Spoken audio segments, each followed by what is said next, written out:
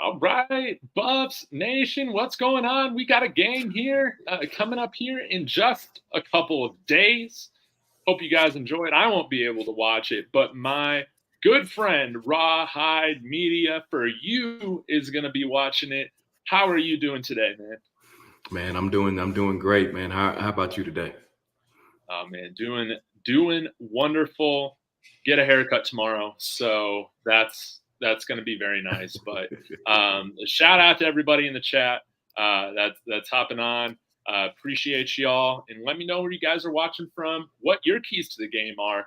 But man, it's nice to connect again. We talked about how we got to get right in this bye week, and you have talked a lot about how UCLA could be one of these matchups where we go into LA, go into the opponent's backyard, and get that upset.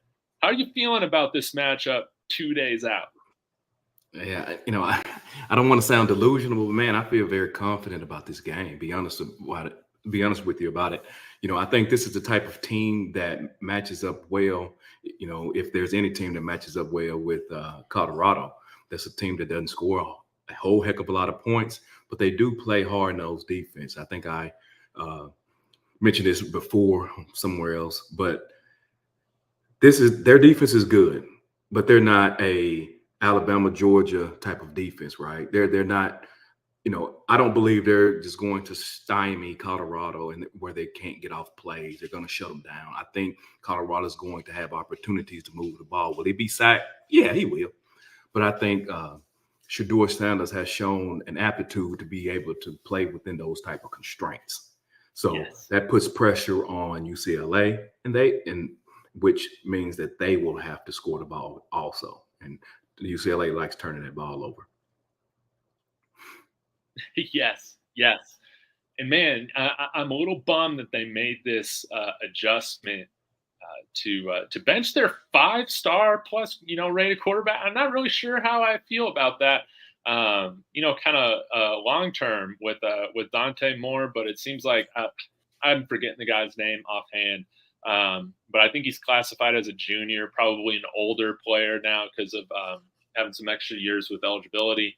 I don't know if he is going to put the ball in harm's way as much as Dante Moore has, which is a bummer because I feel like our defense could have really thrived.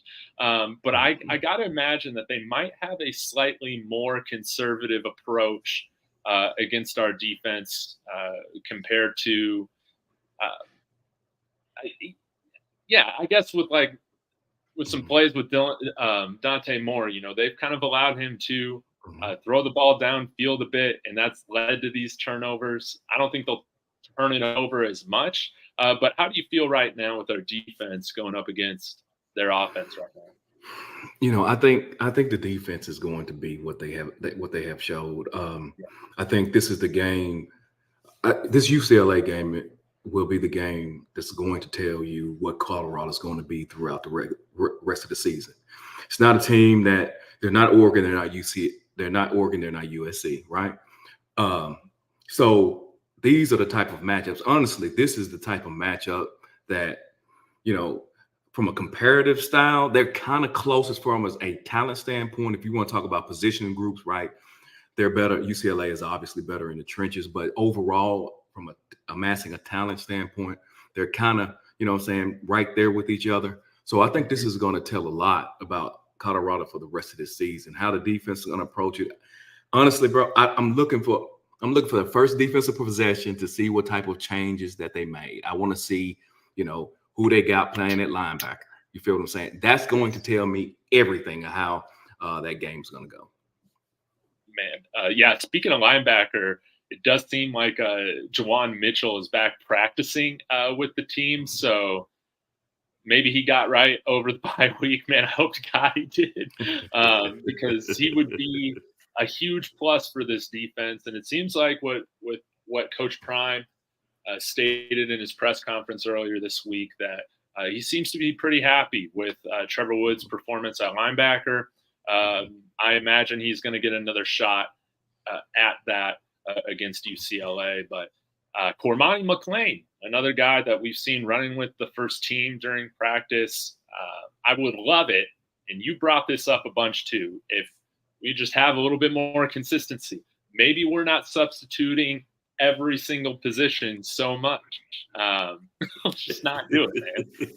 Let's not do it. Let's just have our guys go out there. We're going to be the better conditioned team. I really believe that with the majority of the opponents that we face, we have been the better conditioned team. And yeah, sometimes we just got to let these guys play, go through their hurdles, figure it out together as a unit, rather than subbing everybody out all the time. I totally agree with you, David, on that. I totally agree. And I also say this, that honestly, it should have did with Stanford, but this is a great opportunity to get 3 linebackers out there on the field. Now, granted, we know I don't really consider Trevor Woods a true linebacker. So if they're going to put him out there, man, I would love to see him. I would love to see him with Juju and matched up with or Bentley, and let Bentley go wild on blitz. And this is the game, I think, that you can play a more conservative type of football, 4-3 type of football, because UCLA is going to try to run the ball. Let's not get it twisted, and allow them to put them in 3rd and longs. You know what I'm saying? Keep them in 3rd and longs, and let your defensive backs eat. Let Travis eat. Let Amorion Cooper. Please don't take Amorion Cooper out. Amorion Cooper. You know what I'm saying? Cormani McLean. Let those guys eat. Yes, I totally agree. And I don't know if you happen to see the well-off media video of Coach Prime speaking to the team, to the defense, it looked more like, about taking accountability for, everybody that's playing next to you. He's talking about, man, in my day, if somebody wasn't doing their job, who knows what he said. But this is the first time I've seen them mute out anything that Coach Prime was saying. And I imagine his frustrations are just kind of to that point right now, where they just haven't, I don't know, they just haven't been with CU before, but we're going to have to see. But I'm hoping that this team starts to hold each other accountable for these mental mistakes. I'm hoping that the coaching staff is going to start holding themselves accountable for their coaching mistakes at all, because again, you can just clean up a few little things, not just be dumb. Exactly. We're going to be in this game, man. I feel that. And our run defense, it's improved.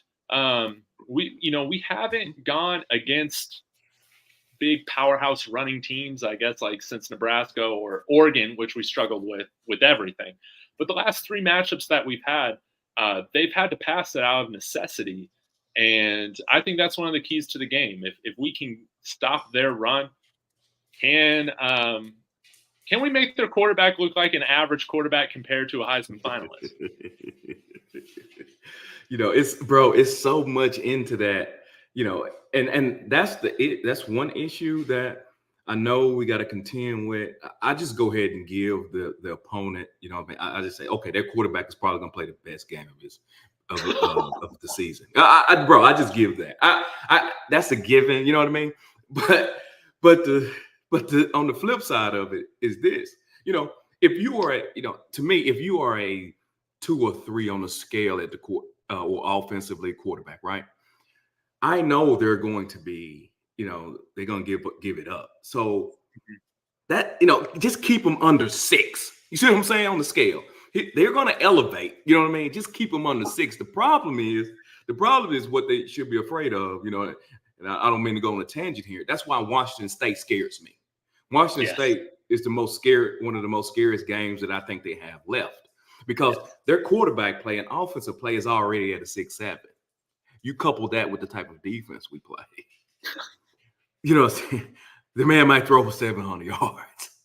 So, that's why I think this UCLA game, honestly, UCLA, I think Colorado matches up well with them. I really believe that. You know what I mean? I really believe that, because the same arguments I had with TCU, because I knew TCU lost a lot of players. So the same arguments I had against TCU, I'm using those same arguments with UCLA. I'm saying, man, they don't generally put up a lot of points, right? Their defense is one. It ain't Alabama, so you're going to be able to move the ball. You see what I'm saying? You're going to get sacked. You're going to be in some third and longs. We got to deal with that, but recover. You see what I'm saying? And next thing you know, you within, you within a score, or you up a score or two, one holding or whatever the case may be, flip the drive, because you kind of exchanging points. Next thing you know, at the end of the ball game, you won. Honestly, they could beat them by double digits. Yes, 10 points. You know what I'm saying? I know double digits. A lot of people want to go to 3 touchdowns. Bro, they can, because they could have beat TCU like that. If you go back and look at it, they could have won that game that way. I believe they can easily beat UCLA by double digits. Yes. And we just need to come out there playing confident, man. I think that's really it. Like, with Oregon, MD is bringing this up. UCLA is the best defense in the Pac-12. Them in Oregon. We're not going to have that environment like we had out in over at Austin, with Oregon. I think we can come in playing confident. That's what I'm hoping, is that this team took that bye week to just decompress, to find their mojo back, come out there, play confident like we saw them going to Fort Worth and do week 1. And again, when you got Shedeur Sanders, you should be in every game at minimum. And, let's talk a little bit about this, offensive side of the ball. Couple things that I'm hoping to see. One, solid and well-off media that, Dylan Edwards was running some pass plays, if I remember correctly, kind of downfield a little bit. I would love to see him used more creatively in the passing game. We've seen him be used like that in high school a ton. We've seen him be motioned out into the slot or one of the outside positions. But I'm hoping that's something that we see a little bit more of, and where he's targeted out of those motions. And then, of course, the offensive line. Sy'veon Washington is back, which is a great boost for this offensive line. Hopefully, we see Kareem Harden kicked inside. That's what my hope is. Rob the Man Media, I was talking with him yesterday. I think y'all might have done a show too. I can't remember if y'all talked about this, but Jack Wiltie, I guess he has been injured. At least that's that's the word. I didn't know that. No. So hopefully he's back. We got to start doing injury reports in college football because it affects the gambling, man. We gotta get these details down, on who's in, who's out. But that's a tangent. What are your hopes? What are you looking for with the offensive side going into this game? I hope they play a clean game. I want to see a clean game, right? I want the penalties from the offensive side. I want the penalties to be basically eliminated. Let me just say, I don't really care so much about those penalties after touchdown scores. I don't think that they truly hurt you as bad as, I think that makes the penalties look worse. But I want to see them be able to attempt to run the ball. I would like to see, not all game long, but I would like to see Shedeur be a threat with his legs. I want it, to get loose. That'll slow down the pass rush quite a bit. I also want to see a consistent back at the running back position. If we can see 2 backs, but if we want to play alternate and that's what you want to do, I want you to stay. Whatever back they play, I want that back to get 20 carries. I want to see a 20 carry because they play so fast anyway. So there's a lot of possessions in the game. 20 carries is not as big or as a large of amount as it seems because they play so fast. There's a lot of, a lot of plays, with their offensive scheme. So those are the things I want to see. Man, if you can get Alton the ball, let him get his motor or engine going. You know what I'm saying? If he make a mistake, man, let him play through it. And I want a bell cow. Couple that with Shedeur using his legs, they'll put UCLA in a spin cycle. That's the key. Once you get a team in the spin cycle, they don't know what's coming left or right. They don't know if you're running. They don't know if you're running or passing. That again, the TCU game. If you looked at that, and honestly, the first half of Stanford running the ball, Stanford didn't have a clue what play was coming next. That's football. You just can't drop back every time, right? And let the defense pin their ears back and figure out what you're doing. So anyway, that's what I want to see from the offense, brother. That's what I want to see. I love it. I love your idea of having a little bit more of a bell cow too. I like that idea. Again, this whole kind of continuity, allowing these units to play together a little bit more. Really the only thing that I am in favor of switching up significantly is it's just our offensive line. I mean, even without, the continuity, it can't get any worse. I feel like we have only up to go, or it's only, what's the expression? We only have good things ahead or improvement, if we're giving these guys a shot getting on the field, seeing how they can play against some of these guys. But, having Alt McCaskill, running back, I think like 215 pounds or so. Anthony Hankerson, like he's around 195, 200 pounds. I think that this is a good game for a lot of our bigger backs. To me, I don't care who gets the majority of the carries, whether that's Alton, Hankerson, sy'veon Wilkerson, whoever. I just want to make sure that these are guys that they're falling forward when we're contacted, because going against a defense this stout against the run, it's going to be important that we're at least getting that extra tough yard or two at the end of every run. We're falling forward. I think, or smoke, one of our other bigger backs. This could be a game where they excel. Now, I do think, with Shedeur, we need to run the ball because that's going to help alleviate the pass rush, even if we're not running it at a super efficient manner. Like, hey, we just have 3.5, if we're just averaging like 3.5 yards a carry, that would be amazing, because I think our play action plays would work off of that if we're still running somewhat consistently. I want to see, the Sean Lewis that we saw against USC that remained composed and devoted to the game plan. Clearly, because even falling in a 21-point hole, he did not get away from the run. We finished with a 50-50, pass to run ratio. I don't know if we can do that and win against UCLA with like a 50-50 ratio, just because I don't know if the efficiency will be there from the run game standpoint. But we need to have a higher ratio than something like 5-1 or 4-1. Right now, we need to take care of Shedeur. It's amazing that he's been able to stay this healthy with the amount of or hits that he's taken so far. Mm-hmm. Totally agree.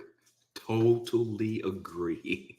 Yes. You know what I mean? Oh, bro, honestly, man, if you said something about you don't care who runs the ball, man, I couldn't agree with you more, because yeah, guys, every time, David, have you not noticed every time they seem like they got something going with the running back, they yank him it's like they icing him out. I'm like, why are you icing your own player? Even Hank broke some good runs. He was running well. Next thing you know, I don't see Hank no more. Oh, man. Same with Alton against Stanford, dude. It's like, I don't know. I felt like we barely saw him in the second half. Mm-hmm. Mm-hmm. Right. Exactly. And I think people are sleeping on how well this offense can really run. I mean, that first drive on TCU, man, how they played at Stanford in the beginning, during the comeback against USC, that's when they were moving the ball. That's how that offense can look all the time. If you take some of that pressure off Shedeur having to throw it, on every down.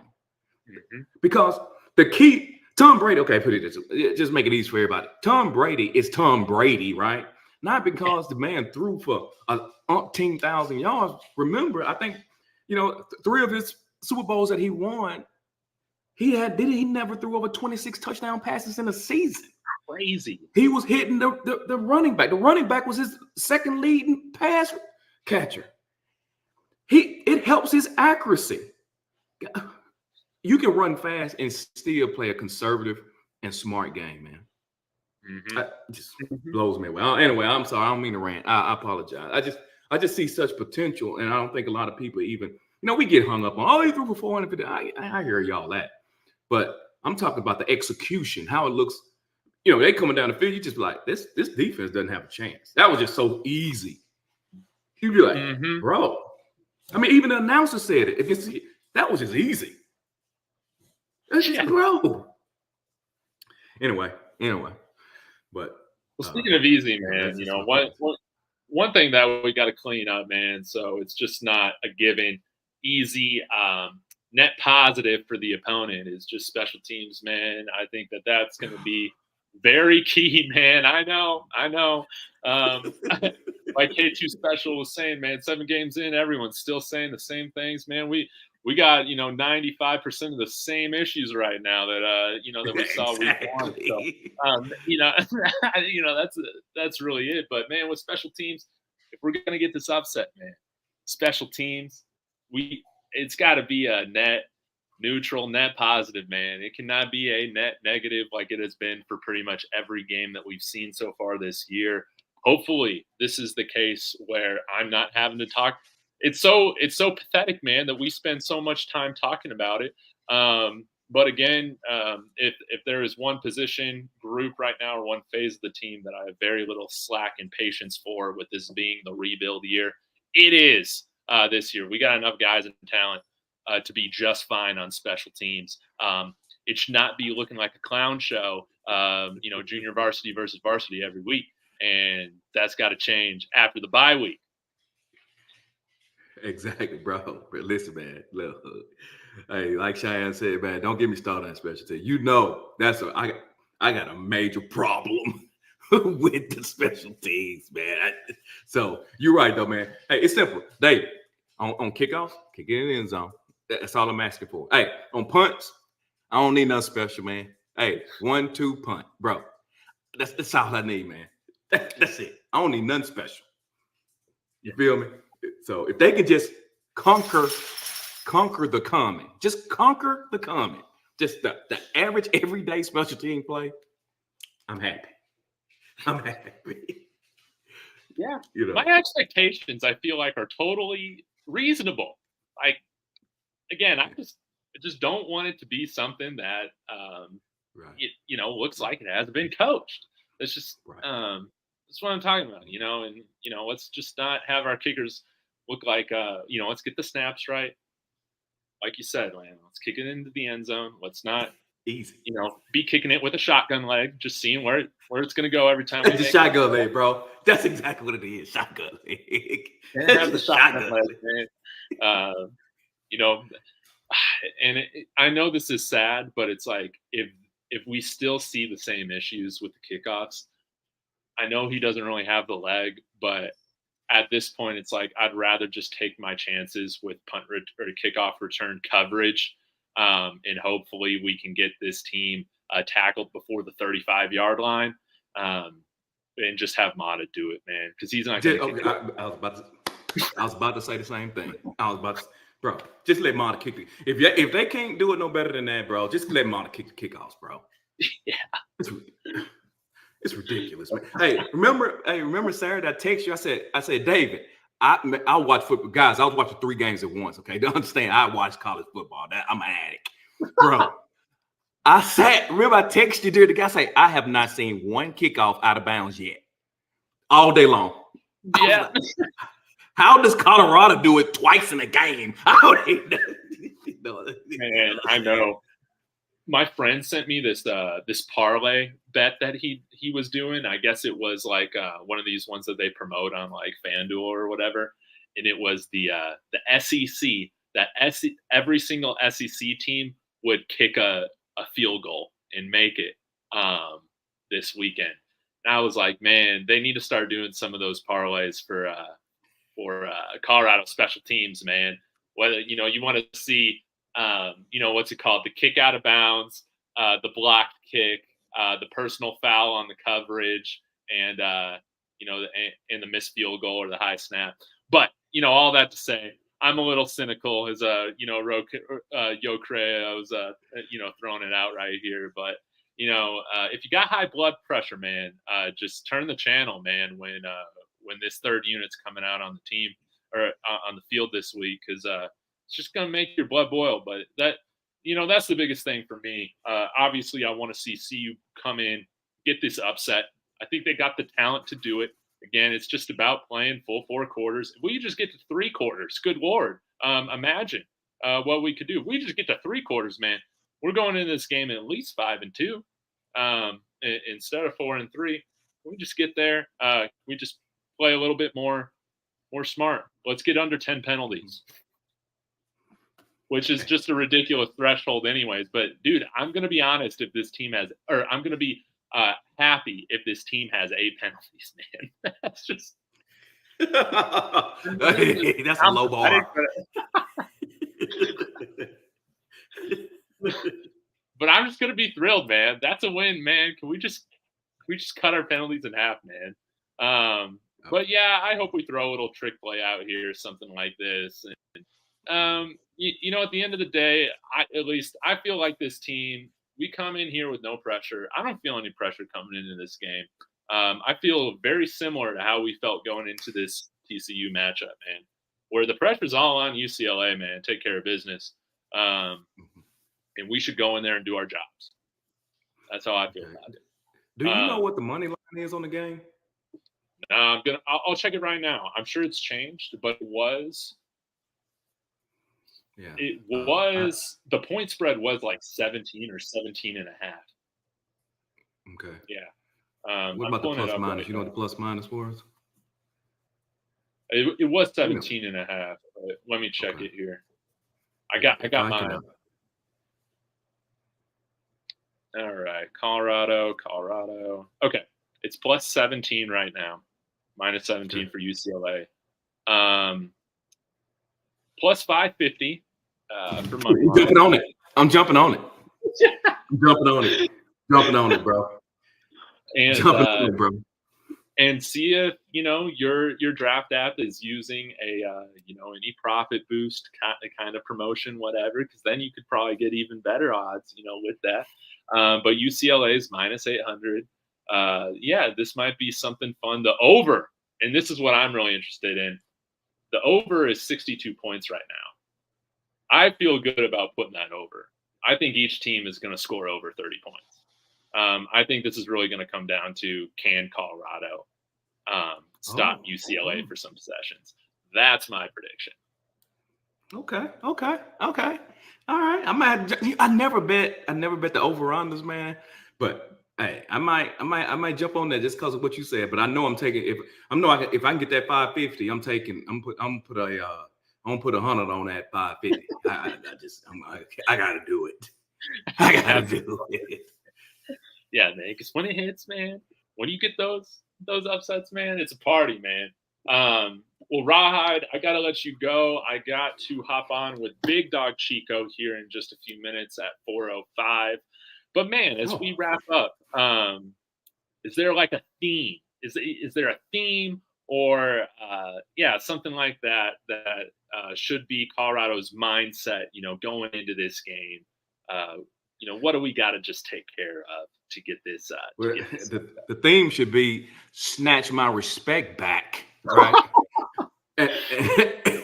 and the mindset needs to be, I've said it before, I'm going to say it again.